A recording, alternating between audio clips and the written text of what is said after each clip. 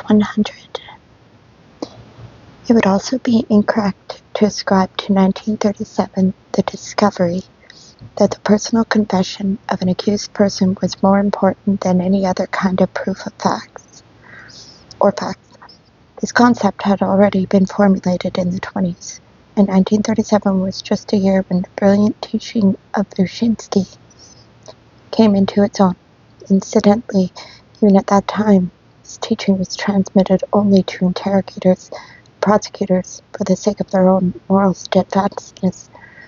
The rest of us only learned about it 20 years later, when it had already come into disfavor throughout subordinate clauses and minor paragraphs of newspaper articles which treated the subject as if it had long been widely known to all. Turns out that in that terrible year, Andrei Yanuaryevich, one longs to learn out Yaguaryevich, Wyszynski, availing himself of the most flexible dialectics of a sort nowadays not permitted either Soviet citizens or electronic calculators, since to them yes is yes and no is no, pointed out in a report which became famous in certain circles that it is never possible for mortal men to establish absolute truth, but relative truth only. He then proceeded to a further step, which jurists of the last 2,000 years had not been willing to take, that the truth established by interrogation and trial could not be absolute, but only, so to speak, relative. Therefore, when we sign a sentence ordering someone to be shot, we can never be absolutely certain, but only approximately, in view of certain hypotheses, and in a certain sense, that we are punishing a guilty person. Thence arose the most practical conclusion that it was useless to seek out absolute evidence, for evidence is always relative, or unchallengeable witnesses, for they can always say different things at different times. The proofs of guilt were relative, approximate, and the interrogator could find them, even when there was no evidence and no witnesses, without leaving his office, basing his conclusions not only on his own intellect, but also his party sensitivity, his moral forces.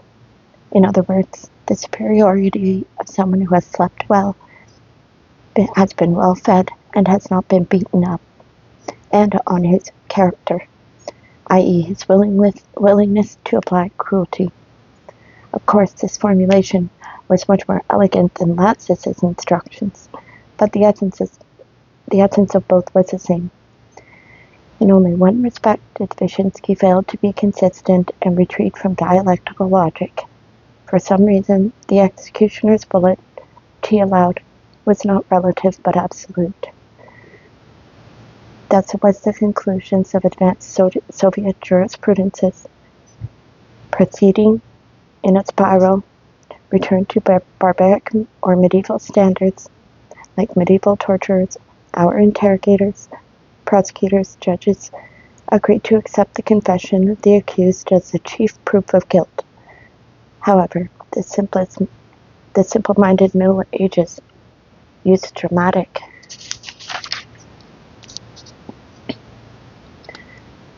and picturesque methods to squeeze out the desired confessions, the rack, the wheel, the bed of nails, impalement, hot coals, etc. The 20th century, taking advantage of our high moral medical knowledge and extensive prison experience, and somewhat seriously defended a doctoral dissertation on this theme.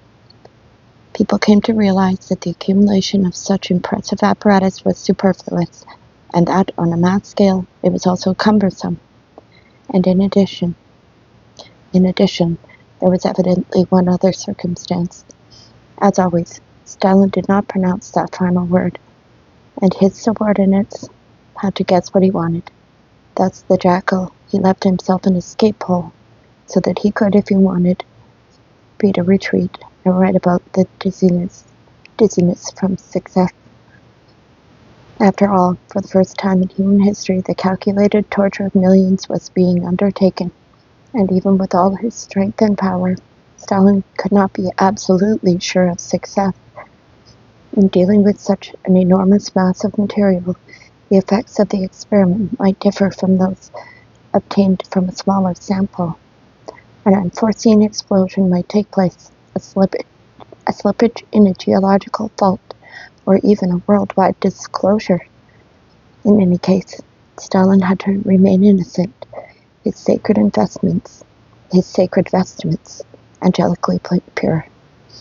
We are therefore forced to conclude that no list of tortures and torments existed in printed form for the guidance of interrogators.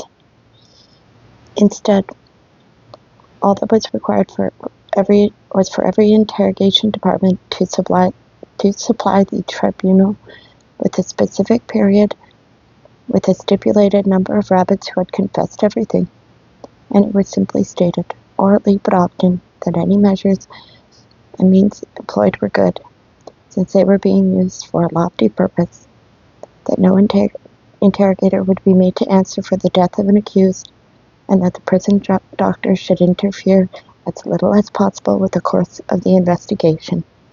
In all probability, they exchanged experiences in comradely fashion they learned from the most successful workers.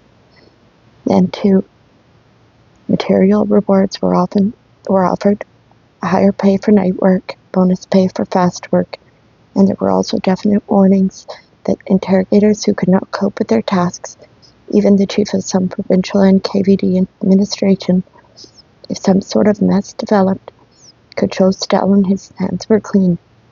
He had issued no direct instruction to use torture, but at the same time, he had ensured that torture would be used. Understanding, it's so sad, isn't it? Understanding that those superiors were taking precautions for self-protection, some of the rank and file interrogators, not however those who drank like maniacs, tried to start off with milder methods, and even when they intensified them, they tried to avoid those that left obvious marks: an eye gouged out, an ear torn off, a backbone broken, even bruises all over the body. That is why in 1937 we observe no general consistency in methods, except for enforced sleeplessness in the administrations of the various provinces, or for that matter, among the different interrogators of a single administration. What did they have in common? What they did have in common, however, was that they gave precedence to the so-called light methods. We will see what they were immediately. This way was sure. Indeed, the actual boundaries of human equilibrium are very narrow, and it's not really necessary to use a rack or hot coals to drive the average human being out of his mind. Let us try to list some of the simplest methods which break the will and the character of the prisoner without leaving marks on his body. Let us begin with psychological methods. These methods have enormous and even annihilating impacts on rabbits who have never been prepared for prison suffering. And it isn't easy for even for a person who holds strong convictions. 1. First of all, night. Why is it that all the main work of breaking down human souls went on at night? Why, from their earliest years, did the organs select the night? Because at night the prisoner, torn from sleep, even though he has not yet been tortured by sleeplessness, lacks his normal daytime equanimity and common sense. He is more vulnerable. 2. Persuasion. In its sincere tone, it is the simplest method. Why play a cat and mouse, so to speak? After all, having spent some time among others undergoing interrogation, the prisoner has come to see what the situation is, and so the interrogator says to him in a lazily friendly way, "Look, you're going to get a prison term, whatever happens. But if you resist, you'll croak right here in prison. You'll lose your health. But if you go to camp, you'll have fresh air and sunlight. So why not sign right now?" Very logical. And those who agree and sign are smart, if the matter concerns only themselves. But that's rarely so. A struggle is inevitable.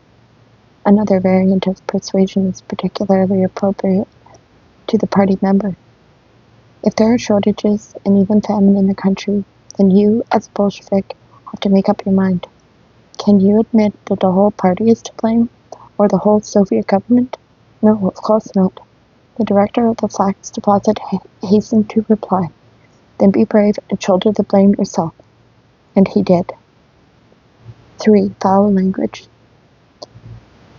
is not a clever method, but it can have a powerful impact on people who are well brought up, refined, delicate. I know of 2 cases involving priests who capitulated to foul language alone. One of them, in the Bridgehead in 1944, was being interrogated by a woman. At first he'd come back to our cell. He couldn't say often enough how polite she was. But once he came back very despondent, and for a long time he refused to tell us how, with her legs crossed high, she had begun to curse. I regret I cannot cite one of her little phrases here. 4. Psychological contrast was sometimes effective. Sudden reversals in tone, for example, for a whole or part of the interrogation period, the interrogator would be extremely friendly, addressing the prisoner formally by first name and patronymic, and promising everything. Suddenly, he would brandish a paper, wait, and shout, "Pooh, you rat! I'll put 9 grams of lead in your skull." And he would advance on the accused, clutching hands outstretched as if to grab him by the hair, fingernails like needles. This worked very well with women prisoners. Or, as a variation of this, 2 interrogators would take a turn. One would shout and bully, the other would be friendly, almost gentle. Each time the accused entered the office, he would tremble. Which would it be? He wanted to do everything to please the gentle one because of his different manner, even to the point of signing and confessing to things that never happened. 5. Preliminary humiliation was another approach. In the famous cellars of the Rostov-on-the-Don, GPU, House 33, which were lit by lens-like insects and thick glass on the sidewalk above the former storage basement, prisoners awaiting interrogation were made to lie face down for several hours in the main corridor, and forbidden to raise their hands or make a sound. They lay this way, like Muslims at prayer, until the guard touched a shoulder and took them off to interrogation. Another case, at the Lubyanka, Alexandra O. refused to give the testimony they demanded of her. She was transferred to the Fordova. In the admitting office, a woman jailer ordered her to undress, allegedly for a medical examination, took away her clothes and locked her in a box, naked. At that point, the men jailers began to peer through the peephole and to appraise her female attributes with loud laughs. If one were systematically to question former prisoners, many more such examples would certainly emerge. But they all had but a single purpose: to dishearten and humiliate. 6. Any method of inducing extreme confusion in the accused might be employed. Here is how FIB from Krasnoyarsk, Moscow province, was interrogated. This was reported by IAP. During the interrogation, the interrogator, a woman, undressed in front of him by stages, a striptease, all the time continuing the interrogation as if nothing were going on. She walked about the room and came close to him and tried to get him to give in. Perhaps this satisfied some personal quirk in her, but it may also have been cold-blooded calculation, an attempt to get the accused so muddled that he would sign. And she was in no danger. She had her pistol, and she had her alarm bell. 7. Intimidation was very widely used, and very varied. It was often accompanied by enticement and by promises which were, of course, false. In 1924, if you don't confess, you'll go to the Solovetsky Islands. Anybody who confesses is turned loose. In 1944, which camp you'll be sent to depends on us. Camps are different. We've got hard labor camps now. If you confess, you'll go to an easy camp. If you're stubborn, you'll get 25 years in handcuffs in the mines. Another form of intimidation was threatening a prisoner with a prison worse than the one he was in. If you keep on being stubborn, we'll send you to La Fortava if you were in the Lubyanka, or to Sukhanovka if you were in La Fortava. They'll find another way to talk to you there. You have already gotten used to things where you are. The regimen seems to be not so bad. Excuse me. And what kind of torments await you elsewhere?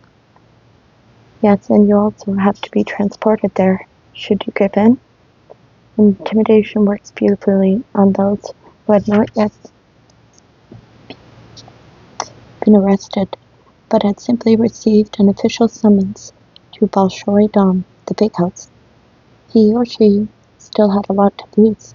He or she was frightened of everything, that they wouldn't let him or her out today, that they would confiscate his or her belongings or apartment.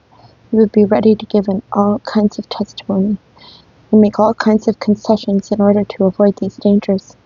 She, of course, would be ignorant of the criminal code, and at the very least, at the start of the questioning, they would push a sheet of paper in front of her with fake citation from the code. I have been warned that for giving false testimony, 5 years imprisonment. In actual fact,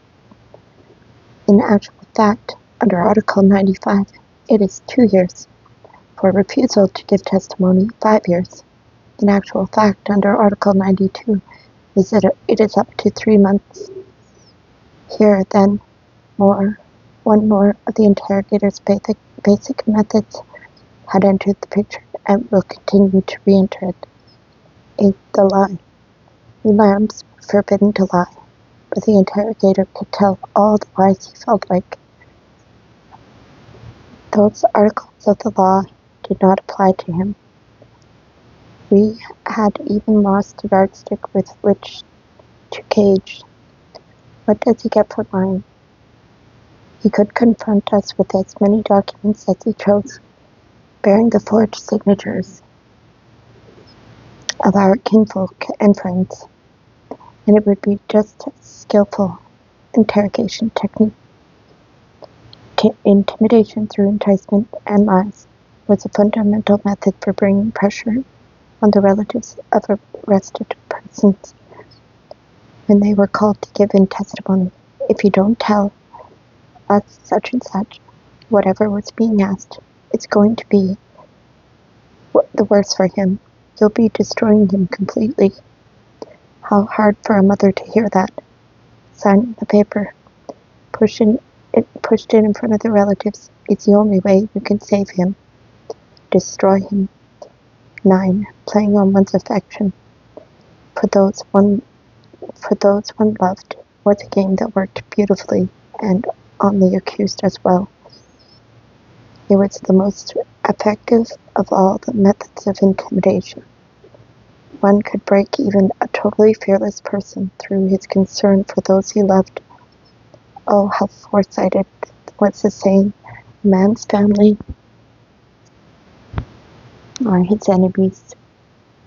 Remember the Tatar who bore his sufferings, his own and those of his wife, but could not endure his daughters? In 1930, Rimalis, a woman interrogator, used to threaten, "We'll arrest your daughter and lock her in a cell with syphilitics." And that was a woman. They would threaten to arrest everyone you loved. Sometimes this would be done with sound effects. Your wife has already been arrested, but her further fate depends on you. They are questioning her in the next room, just listen. And through the wall you can actually hear a woman weeping and screaming. After all, they all sound alike. You're hearing it through a wall, and you're under terrific strain, and not in a state to play the expert on voice identification. Sometimes they simply play a recording of the voice of a typical wife, soprano or contralto, a labor-saving device suggested by some inventive genius.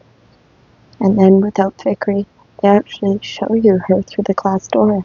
as she walks along in silence, her head bent in grief. Yes, your own wife in the corridors of state security. You have destroyed her by your stubbornness. She has already been arrested. In actual fact, she has simply been summoned in connection with some significant procedural question and sent into the corridor at just the right moment after being told, "Don't raise your head or you'll be kept here." Or they give you a letter to read and the handwriting is exactly like hers. "I renounce you. After the filth they have told me about you, I don't need you anymore." And since such wives do exist in our country, and such letters as well, you are left to ponder in your heart, is that the kind of wife she really is? The interrogator Goldman in 1944 was trying to extort testimony against other people from V.A. Kornaeva with the threat, "We'll confiscate your house and toss your old woman into the street." A woman of deep convictions and firm in her faith, Kornaeva had no fear whatever for herself. She was prepared to suffer, but given our laws, Goldman's threats were all too real, and she was in torment over the fate of her loved ones. When, by the morning, after a night of tearing up rejected depositions, Goldman began to write a fourth version accusing Kornaeva alone, she signed it happily with a feeling of spiritual victory. We failed to hang on to the basic human instinct to prove our innocence when falsely accused. How can we there? We were even glad when we succeeded in taking all the guilt on our own shoulders. Just as there is no classification in nature with rigid boundaries, it is impossible rigidly to separate psychological methods from physical ones. Where, for example, should we classify the following amusement? 10 sound effects. We'll continue on after a break. Thank you for listening.